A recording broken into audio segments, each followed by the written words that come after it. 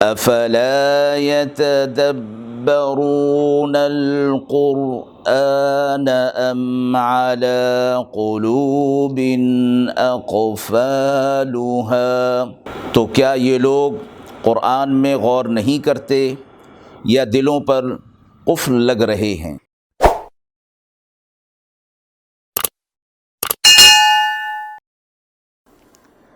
بسم اللہ الرحمن الرحیم۔ السلام علیکم ورحمۃ اللہ۔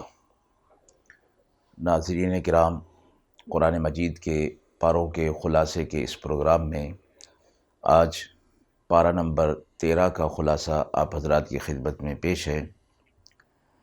سورہ یوسف جو کہ پارہ نمبر 12 سے شروع ہوئی تھی، اس پارہ میں مکمل ہو رہی ہے۔ پارہ نمبر 13 میں کل 19 رکوع ہیں۔ پارہ نمبر 13 سورہ یوسف کی آیت نمبر 53 سے شروع ہو رہا ہے۔ رکوع نمبر 1، آیت نمبر 53۔ قال جعلنی علی خزائن الارض۔ یوسف علیہ السلام نے مصر کے بادشاہ کو جو اس نے خواب دیکھا تھا اس کی تعبیر بتائی، اور اس تعبیر میں یہ بات تھی کہ ملک میں عن قریب ایک بڑا قحط آنے والا ہے جس سے بہت زیادہ نقصان ہوگا۔ البتہ اس قحط اور نقصان سے بچنے کی تدبیر یوسف علیہ السلام نے اور تجویز اس کے سامنے رکھی، تو بادشاہ مصر اس تجویز سے بہت خوش ہوا، لیکن کہنے لگا کہ یہ تدبیر اور یہ انتظام کون سنبھالے گا؟ اس عظیم منصوبے کا انتظام کیسے ہوگا؟ اس پر یوسف علیہ السلام نے اس سے کہا، قال جعلنی علی خزائن الارض، کہ آپ یہ انصرام قحط سے بچنے کا یہ آپ میرے حوالے کر دیجئے۔ انی حفیظ علیم، بے شک میں اس کی حفاظت کا علم جانتا ہوں، اور میں حفیظ بھی ہوں، یعنی میں امانت دار ہوں، خیانت نہیں کروں گا۔ علماء نے آیت سے یہ ایک نقطہ بیان فرمایا ہے کہ ایک یہ کہ اپنی بڑائی دوسروں کے سامنے بیان نہیں کرنی چاہیے، لیکن جب معاملہ اس قسم کا ہو کہ کسی کام کو اپنے سے بہتر کوئی دوسرا آدمی نہ مل رہا ہو اور اس کام کا حق بہتر طور پر وہ خود پورا کر سکتا ہو، اس صورت میں اپنے آپ کو پیش کیا جا سکتا ہے، جس طرح کہ حضرت یوسف علیہ السلام نے اس خزانے اور قحط سے بچنے کی جو تدبیر تھی، انتظام تھا، اس کے لیے اپنے آپ کو پیش کیا، اور اس کی تسلی کے لیے فرمایا کہ میں اس کا علم بھی رکھتا ہوں اور میں امین بھی ہوں۔ رکوع نمبر 2 میں برادران یوسف کا غلہ لینے کے لیے یوسف علیہ السلام کے پاس آنا مذکور ہے کہ جب دور دراز کے لوگوں کو یہ معلوم ہو گیا کہ مصر میں قیمتاً غلہ جو ہے وہ مل رہا ہے، تو یوسف علیہ السلام کے بھائی ان کے پاس اس غلہ کو لینے کے لیے آتے ہیں۔ رکوع نمبر 3 میں یوسف علیہ السلام نے اپنے حقیقی بھائی بنیامین کو ایک حیلے سے اپنے پاس روک لیا، یعنی بنیامین حضرت یوسف علیہ السلام کے حقیقی بھائی تھے، تو ان بھائیوں میں یہ بھائی بھی ساتھ شامل ہو کر آئے تھے غلہ لینے کے لیے، کیونکہ ہر شخص کو اپنے اعتبار سے فرداً اس کے حصے کے مطابق غلہ ملنا تھا، تو اس لیے یوسف علیہ السلام کے وہ بھائی اپنے اس چھوٹے بھائی بنیامین کو بھی ساتھ لے کر آ گئے۔ تو یہ حیلہ جو یوسف علیہ السلام نے کیا، یہ دراصل اللہ کی طرف سے تھا، اور قرآن مجید کی اس آیت کے اندر یہ فرمایا گیا، کذالک کدنا لیوسف، یہ ہم نے تدبیر یوسف علیہ السلام کے لیے کی کہ اس طرح حیلہ کیا جائے تو وہ بنیامین کو اپنے پاس روک لینے میں کامیاب ہو جائیں گے، ایک عذر سامنے آ جائے گا۔ اب یہاں یہ مسئلہ بیان کیا گیا کہ کسی شرعی مصلحت کی بنا پر تدبیر کرنا، جسے حیلہ شرعی کہا جاتا ہے، جائز ہے، لیکن اس کی کچھ شرائط ہیں۔ جب کسی کا حق نہ مارا جا رہا ہو اور کسی حرام کو حلال نہ کیا جا رہا ہو اور واضح جو ہے وہ اختلاف نہ ہو رہا ہو، تو پھر حیلہ شرعی جائز ہے، ورنہ جائز نہیں، اور اس کی مزید تفصیلات اور شرائط فقہ کی کتابوں میں ملتی ہیں۔ رکوع نمبر 4، آیت نمبر 83، قال بل سولت لکم انفسکم امرا۔ اس آیت میں واقعے کا یہ حصہ بیان کیا گیا کہ حضرت یوسف علیہ السلام نے ایک حیلہ سے اپنے بھائی بنیامین کو اپنے پاس روک لیا، تو بھائی اس بنیامین کے بغیر ہی واپس آ گئے اور آ کر یہ بتایا کہ بنیامین نے سامان کی کچھ چوری کی تھی، جس کی وجہ سے ان کو وہاں گرفتار کر لیا گیا ہے، اس لیے ہم اس کو واپس نہیں لا سکے اور ہم اپنی بات میں سچے ہیں۔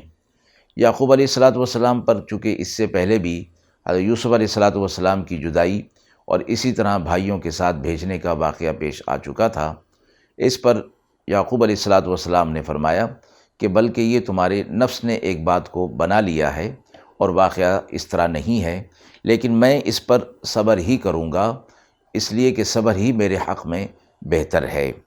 اور فرمایا کہ اللہ کے جو نیک بندے ہوتے ہیں وہ اس طرح کے حالات میں اس صبر سے ہی کام لیتے ہیں اور صبر کا دامن ہاتھ سے جانے نہیں دیتے۔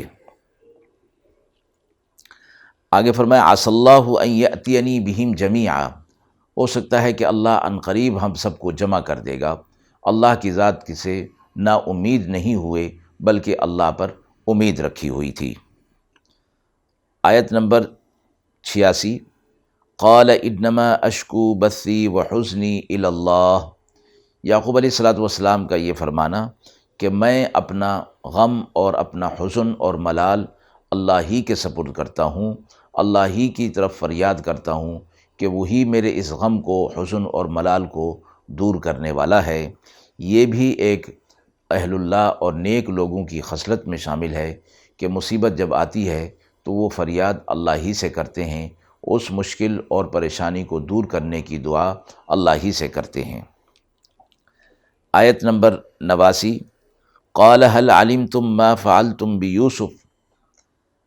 اس آیت کے اندر واقعہ یہاں تک پہنچتا ہے کہ یوسف علیہ السلام کے بھائی پھر دوسری مرتبہ وہاں پر آتے ہیں، اور یوسف علیہ السلام تخت شاہی پر ہیں، تو یوسف علیہ السلام اپنے بھائیوں سے کہتے ہیں کیا تم اس معاملے کو جانتے ہو جو تم نے اپنے بھائی یوسف کے ساتھ کیا تھا؟ تخت پر بیٹھے ہوئے یوسف علیہ السلام کی زبان سے یہ بات سن کر اور اس واقعے کی طرف ان کی توجہ چلی گئی، اور ان کو وہ فوراً واقعہ یاد آ گیا جو یوسف علیہ السلام کے ساتھ پیش آیا تھا اور جو انہوں نے ان کے ساتھ معاملہ کیا تھا۔ البتہ اس موقع پر یوسف علیہ السلام کی زبان سے یہ سن کر انہیں تعجب ہوا، اور پھر تھوڑا سا غور کرنے پر انہیں معلوم ہو گیا کہ تخت شاہی پر بیٹھنے والا اور یہ بات کرنے والا کوئی اور نہیں، یوسف علیہ السلام ہی ہیں۔ یوسف علیہ السلام نے اپنے بھائیوں پر براہ راست اس الزام کو نہیں ڈالا، بلکہ یہ فرمایا ما فعلتم بیوسف واخی اذ انتم جاہلون، جب کہ تم جہالت میں تھے، نادانی میں تھے، یعنی تم نے وہ عمل اپنے بھائی یوسف علیہ السلام کے ساتھ نادانی میں وہ عمل جو ہے وہ کر لیا تھا۔ یہاں بھی ایک شریف النفس آدمی اور قلب سلیم والا آدمی اس طرح کے الفاظ استعمال کر رہا ہے، اور جو واقعے کے شروع میں فرمایا گیا تھا کہ احسن القصص، یہ واقعات میں بہترین واقعہ ہے، تو اسی طرح کی جو انسانی کمزوریاں، خامیاں اور خوبیاں تھیں وہ اس کے اندر مذکور ہو رہی ہیں۔ آیت نمبر 90 میں اس کے جواب میں وہ بھائی کہتے ہیں قالو، سب نے کہا اِنَّكَ لَأَنْتَ یوسف، کہیں ایسا تو نہیں کہ آپ ہی یوسف ہیں؟ حالانکہ اس سے پہلے یوسف علیہ السلام کی بات سے اور ان کے کچھ بشرے سے وہ معلوم کر چکے تھے کہ یہ یوسف علیہ السلام ہی ہیں، لیکن اس موقع پر تعجب کے ساتھ انہوں نے پوچھ لیا اِنَّكَ لَأَنْتَ یوسف، کیا آپ ہی یوسف تو نہیں ہیں؟ جواب میں فرمایا قال انا یوسف، ہاں میں یوسف ہوں، وَهَذَا اخی، اور یہ میرا بھائی ہے، یعنی بنیامین کی طرف اشارہ کیا۔ آیت نمبر 92، قال لا تثریب علیکم اليوم، آج تم پر کوئی زیادتی نہیں، آج تم سے کوئی مؤاخذہ نہیں۔ یوسف علیہ السلام نے اپنے بھائیوں کو یہ فرما دیا کہ آج تم سے تم پر پکڑ نہیں، آج تمہیں معاف کیا جا رہا ہے اور تمہیں کوئی سزا نہیں دی جائے گی۔ آیت نمبر 93 میں یہ فرمایا اپنے بھائیوں سے، اور بھائیوں کو اس سے معلوم ہو گیا تھا کہ یعقوب علیہ الصلوۃ والسلام کی بینائی چلی گئی ہے یوسف علیہ الصلوۃ والسلام کی یاد میں رو رو کر، تو اس پر یوسف علیہ الصلوۃ والسلام نے فرمایا اذهبوا بقمیصی ھذا فالقوه علی وجہ ابی یأتی بصیرا، کہ میری یہ قمیص لے جاؤ اور یوسف علیہ الصلوۃ والسلام کی یہ قمیص جب یعقوب علیہ الصلوۃ والسلام کے پاس جاؤ تو ان کے چہرے پر ڈال دینا، تو اللہ ان کی بینائی کو واپس لے آئے گا۔ یہ بطور معجزہ کے تھا کہ یوسف علیہ الصلوۃ والسلام نبی تھے اور یعقوب علیہ الصلوۃ والسلام بھی نبی تھے۔ رکوع 5 آیت نمبر 99، فلما دخلوا علی یوسف آوی الیہ، سب خاندان سے یوسف علیہ الصلوۃ والسلام نے فرمایا کہ وہ اللہ کے حکم سے مصر میں آ جائیں، مصر میں داخل ہو جائیں، بے خوف و خطر داخل ہو جائیں، اب یہاں انہیں کوئی خطرہ نہیں ہے۔ آیت نمبر 100، ورفع ابویہ علی العرش، حضرت یوسف علیہ الصلوۃ والسلام نے اپنے والدین کو تخت شاہی پر بٹھایا اور بھائی بھی سامنے موجود تھے، وخروا لہ سجدا، تو سب کے سب ان کے سامنے سجدہ کرنے لگے، اور یہ سجدہ جو یوسف علیہ الصلوۃ والسلام کو کیا جا رہا تھا یہ سجدہ تعظیمی اور سجدہ شکر تھا، جو کہ پچھلی امتوں میں جائز رہا۔ اس امت محمدی صلی اللہ علیہ وسلم میں اس سجدہ تعظیمی اور سجدہ شکر کو ناجائز قرار دے دیا گیا۔ آپ صلی اللہ علیہ وسلم کی حدیث مبارکہ فرمایا کہ غیر اللہ کے لیے سجدہ جائز نہیں، اگر سجدہ جائز ہوتا تو میں بیوی سے کہتا کہ وہ شوہر کو سجدہ کرے، لیکن چونکہ سجدہ ممنوع ہے اس لیے وہ سجدہ بھی منع ہے۔ یوسف علیہ الصلوۃ والسلام نے فرمایا یا ابتی ھذا تأویل رؤیای من قبل قد جعلها ربی حقا، فرمایا اے میرے والد یہ میرے اس خواب کی تعبیر ہے جو میں نے دیکھا تھا، بے شک میرے رب نے میرے خواب کو سچ کر دکھایا، اور اس نے مجھ پر احسان کیا کہ مجھے قید خانے سے نکال دیا۔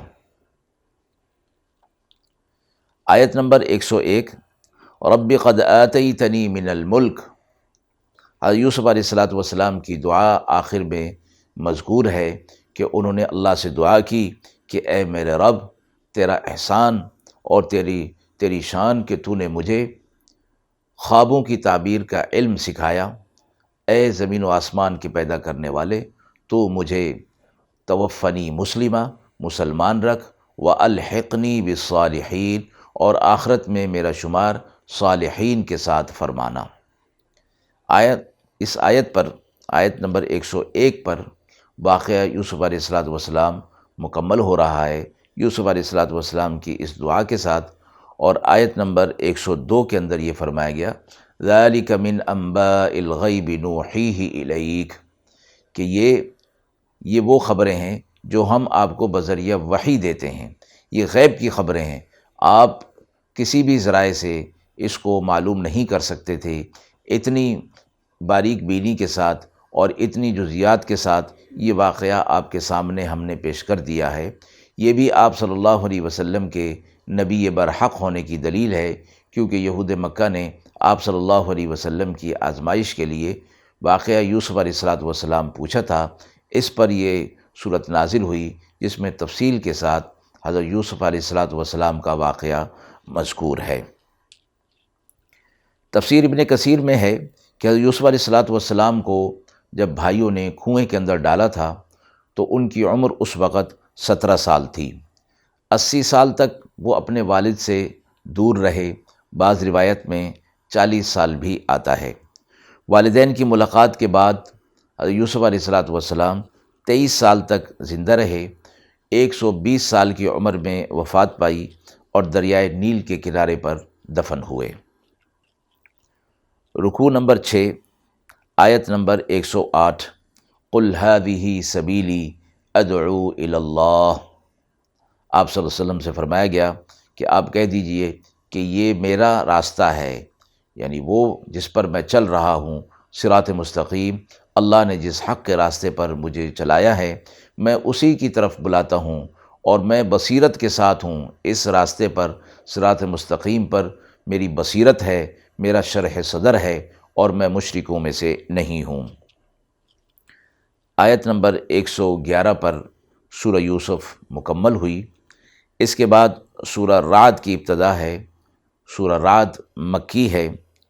رکوع نمبر 7 میں اللہ کی عظمت اور توحید کی نشانیاں، قرآن مجید کا حق ہونا، توحید و رسالت، اور کفار اور مشرکین کے اعتراضات اور شبہات اور ان کا جواب مذکور ہے۔ رکوع نمبر 8 آیت نمبر 11، ان اللہ لا یغیر ما بقوم حتی یغیروا ما بانفسہم۔ جب کوئی قوم اللہ کی اطاعت اور فرما برداری کو چھوڑ کر اپنے حالات کے اندر برا پن پیدا کر لیتی ہے اور برائی کے راستے پر چل پڑتی ہے، تو اللہ تعالیٰ بھی اس قوم کے لیے اپنا طرز رحمت کو بدل دیتے ہیں۔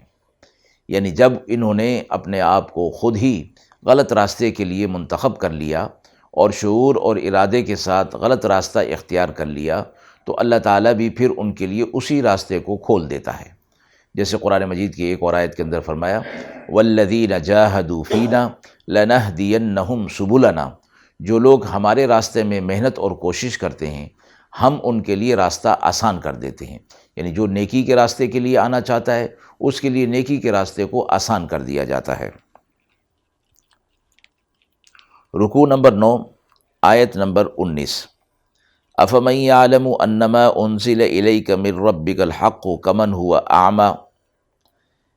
اہل حق اور باطل کی مثال دی گئی بینا اور نابینا کے ساتھ، یعنی ایسا شخص کہ جو علم رکھتا ہے اس چیز کا جو آپ کے رب نے حق کے ساتھ نازل کی، یعنی حق کا، شریعت کا، اللہ کے احکامات کا، یہ جو جاننے والا ہے، یہ بینا کی طرح ہے جس کو راستہ سجھائی دے رہا ہے، اور جو اس چیز سے، حق سے ہٹا ہوا ہے، شریعت سے، اللہ کے احکامات سے ہٹا ہوا ہے، اس کی مثال دی گئی نابینا، کہ وہ ٹامک ٹوئیاں مار رہا ہے، ادھر ادھر ہاتھ پیر مار رہا ہے، لیکن اسے راستہ مل نہیں رہا۔ رکوع نمبر 10 آیت نمبر 28، الذین آمنوا وتطمئن قلوبہم بذکر اللہ۔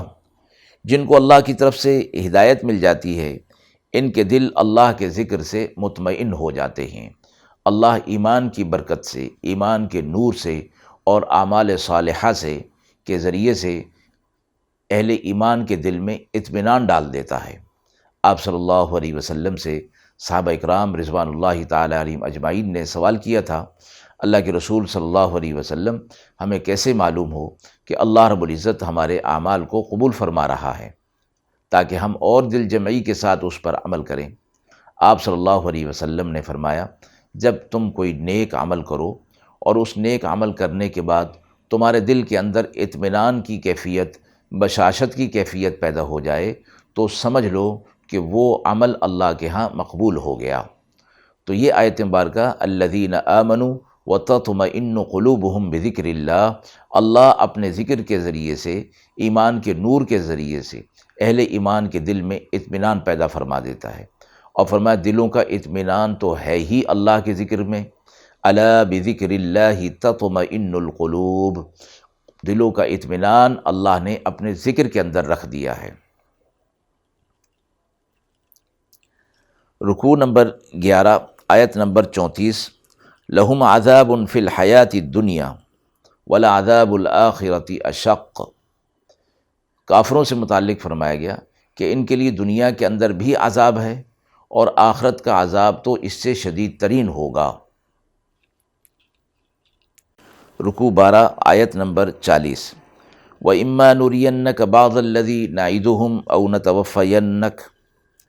جس چیز کا ہم ان سے وعدہ کر رہے ہیں، اس میں سے کچھ حصہ خواہ ہم آپ کی زندگی میں ان کو دکھا دیں یا آپ کو وفات دے دیں، تو آپ کا ذمہ صرف احکامات کو، پیغام کو پہنچانا ہے، اور ہمارا ذمہ حساب لینا ہے۔ آیت مبارکہ کے اندر جو اللہ رب العزت وعدے کا فرما رہے ہیں، یہ وعدہ عذاب کا ہے، چونکہ کفار یہ کہتے تھے آپ صلی اللہ علیہ وسلم سے کہ جس عذاب کا آپ ہم سے وعدہ کرتے ہیں وہ پورا کیوں نہیں ہو جاتا، وہ عذاب ہم پر آ کیوں نہیں جاتا؟ تو تو آیت میں فرمایا گیا کہ اگر ہم چاہیں گے تو اس عذاب کو آپ کے رہتے ہوئے ہی ان پر لے آئیں گے، اور جب ہماری حکمت اور مشیت نہیں ہوگی تو آپ کو ہم وفات دے دیں گے اور اس کے بعد پھر ہم ان پر عذاب نازل کریں گے۔ یہ ہماری حکمت اور مشیت پر ہے۔ آپ کا کام صرف ان تک اللہ کا پیغام پہنچا دینا ہے، اور ہمارا کام ان کا حساب لینا ہے۔ اس کے بعد سورہ ابراہیم شروع ہوتی ہے، جو سورہ مکی سورہ ہے۔ رکوع نمبر 13، آیت نمبر 4۔ وما ارسلنا من رسول الا بلسان قومه لیبین لہم۔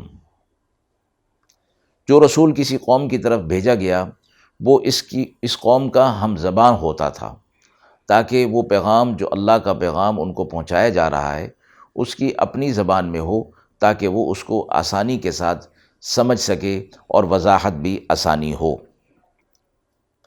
رکوع نمبر 14، آیت نمبر 7۔ وَإِذْ تَأَذَّنَ رَبُّكُمْ لَئِن شَكَرْتُمْ لَأَزِيدَنَّكُمْ۔ آپ کے رب نے یہ حکم دے دیا ہے کہ اگر تم میرا شکر ادا کرو گے تو میں تمہاری نعمتوں میں اضافہ کروں گا، لیکن اگر کفر کرو گے تو میرا عذاب بھی بڑا سخت ہے۔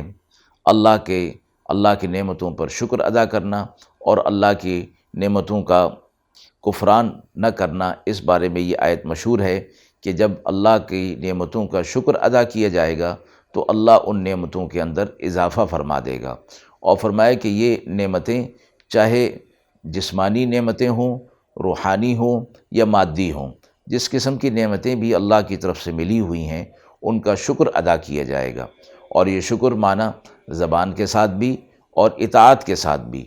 اصل شکر اطاعت کا ہے، جب اطاعت ہو رہی تو شکر بھی خود بخود اس میں ادا ہو رہا ہے۔ اور آگے فرمایا وَلَئِن كَفَرْتُمْ إِنَّ عَذَابِي لَشَدِيدٌ۔ لیکن اگر تم ناشکری کرو گے، کفر کرو گے، تو پھر یاد رکھو کہ میرا عذاب بھی بڑا سخت ہے۔ رکوع 15، آیت نمبر 18۔ مَثَلُ الَّذِينَ كَفَرُوا بِرَبِّهِمْ أَعْمَالُهُمْ۔ کافروں کو یہ گمان ہے کہ ان کے اعمال ان کے کام آ جائیں گے، ان کے اعمال کا نفع انہیں ملے گا۔ اس بارے میں فرمایا گیا کہ ان کے اعمال کی مثال ایسے ہے جیسے کچھ راکھ ہو جسے تیز آندھی ایک دم اڑا کر لے جائے اور پیچھے کچھ بھی باقی نہ رہے۔ اسی طرح دنیا کے جو ان کے اعمال ہیں ان سے کوئی نفع ان کو ملنے والا نہیں۔ رکوع نمبر 16، آیت نمبر 24۔ الم تر کیف ضرب اللہ مثلا کلمۃ طیبہ۔ مومن کے اعمال کی مثال اس آیت مبارکہ کے اندر دی گئی کہ جیسے ایک درخت ہو اور اس کا تنا مضبوط ہو اور اس کی جڑیں زمین کے اندر گہری ہوں، اس کا پھل پاک اور صاف ہو اور اس کی شاخیں بلند آسمان کی طرف ہوں، اور اس کا پھل ہر وقت ہر حال میں کھایا جا سکتا ہو، اس سے فائدہ اٹھایا جا سکتا ہو۔ یہ فرمایا کہ مومن کے اعمال کی مثال ہے۔ آیت نمبر 26 میں کافر کے اعمال کی مثال دی گئی۔ وَمَثَلُ كَلِمَةٍ خَبِيثَةٍ كَشَجَرَةٍ خَبِيثَةٍ۔ کلمات کفر اور افعال کفر اور کافروں کے جو اعمال ہیں دنیا کے اندر، اس میں ان کی مثال دی گئی اس درخت کی کہ جس کی جڑیں زمین کی اوپری حصے پر ہوں، اور جب چاہے کوئی اسے آسانی سے اکھاڑ سکتا ہو۔ اس سے یہ مثال دی گئی، اس سے یہ بات واضح کی گئی کہ کافر کے اعمال کی کوئی بنیاد نہیں ہوتی، وہ جلد ختم ہو جانے والا، اکھڑ جانے والا ہے، اور اس درخت کا پھل یعنی اعمال اللہ کے ہاں مقبول نہیں ہیں۔ آیت نمبر 34۔ وَإِن تَعُدُّوا نِعْمَةَ اللَّهِ لَا تُحْصُوهَا۔ اگر تم اللہ کی نعمتوں کو شمار کرنا چاہو تو شمار نہیں کر سکتے۔ قرآن مجید احادیث مبارکہ میں فرمایا گیا کہ اللہ کی نعمتیں لا تعداد بے شمار ہیں۔ کسی انسان، تمام انسان جن اور انس کی بس کی بات نہیں کہ وہ اللہ کے نعمتوں کو شمار کر سکے۔ رکوع نمبر 18 میں حضرت ابراہیم علیہ السلام کا واقعہ مذکور ہے، اور آیت نمبر 40 اور 41 میں ابراہیم علیہ السلام کی مشہور دعا رب اجعلنی مقیم الصلاۃ ومن ذریتی ربنا وتقبل دعاء ربنا اغفر لی ولوالدی وللمؤمنین یوم یقوم الحساب مذکور ہے۔ اس آیت مبارکہ سے دعا کے آداب معلوم ہو گئے کہ ابراہیم علیہ السلام نے اپنے رب سے کس طرح دعا کی کہ عاجزی اور انکساری کے ساتھ ساتھ اللہ رب العزت کی حمد و ثنا بھی بیان کی گئی، اور اس کے اندر جہاں اپنے لیے، اپنے والدین کے لیے اور پورے مومنین کے لیے بھی دعا اس میں شامل کی گئی، تو اللہ رب العزت جب اجتماعیت اور اوروں کے لیے بھی مانگا جائے تو اللہ رب العزت اس دعا کو قبول فرماتے ہیں۔ تو فرمایا کہ عاجزی انکساری، اللہ کی حمد و ثنا، اور اوروں کے لیے بھی دعا کرنا، اوروں کو بھی اپنی دعا کے اندر شامل رکھنا، دعا کی قبولیت کی قوی امید ہو جاتی ہے۔ رکوع نمبر 19، آیت نمبر 52، ھذا بلاغ للناس، اس قرآن، یہ شریعت، یہ احکامات کے لیے فرمایا گیا کہ یہ لوگوں تک پہنچانے کے لیے ہیں، کہ اس کو لوگوں تک پہنچایا جائے۔ وَلِيُنذَرُوا بِهِ وَلِيَعْلَمُوا أَنَّمَا هُوَ إِلَٰهٌ وَاحِدٌ وَلِيَذَّكَّرَ أُولُو الْأَلْبَابِ، اس کے ذریعے سے ان کو ڈرایا جائے تاکہ یہ آخرت کی طرف متوجہ ہوں، اور اس نصیحت کو اہل عقل اور اہل دانش ہی قبول کریں گے۔ یعنی یہ جو تنبیہ اس میں کی جا رہی ہے، اس کے ذریعے سے وہ اللہ کی اطاعت کی طرف آ جائیں تاکہ اللہ کے عذاب سے بچ جائیں۔ پارہ نمبر 13 مکمل ہوا۔ وآخر دعوانا ان الحمد للہ رب العالمین۔